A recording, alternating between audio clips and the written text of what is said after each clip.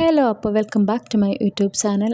അപ്പോൾ ഇവിടെ ഇപ്പോൾ ഭയങ്കര ചൂടാണ് സൗദിയിൽ. ഈ ചൂടിൻ്റെ ബെനിഫിറ്റ്സ് എന്ന് പറയുമ്പോഴത്തേക്കും നമ്മുടെ ഈന്തപ്പഴമൊക്കെ പഴുക്കുന്ന ഒരു ഇതാണ് ഈ ചൂടിൻ്റെ ബെനിഫിറ്റ്സ്. അപ്പം പഴുത്ത് കഴിയുമ്പോൾ നല്ല ടേസ്റ്റാണ്. നമ്മൾ സാധാ വാങ്ങിക്കുന്ന പ്രോസസ്ഡൊക്കെ ചെയ്ത് കഴിഞ്ഞ് കിട്ടുന്നതിനേക്കാളും നല്ല ടേസ്റ്റാണ് നമ്മൾ മരത്തിൽ നിന്ന് പറിച്ച് തിന്നുന്നത്. അപ്പോൾ എൻ്റെ ഹോസ്പിറ്റലിൻ്റെ ബാക്ക് സൈഡിൽ ഈന്തപ്പന ഒരുപാടുണ്ട്. അപ്പോൾ ഒരു ഫ്രണ്ട് എനിക്ക് കുറച്ച് പറിച്ച് തന്നു. അപ്പം ഞാൻ ഓർത്ത് അതൊന്ന് പഴുപ്പിക്കാൻ വെക്കാമെന്ന്. ബട്ട് എനിക്കറിയില്ല അതെങ്ങനെയാണ് പഴുപ്പിക്കുന്നതെന്നൊന്നും. അറിയാവുന്നവർ കമൻറ്റ് ചെയ്യണേ.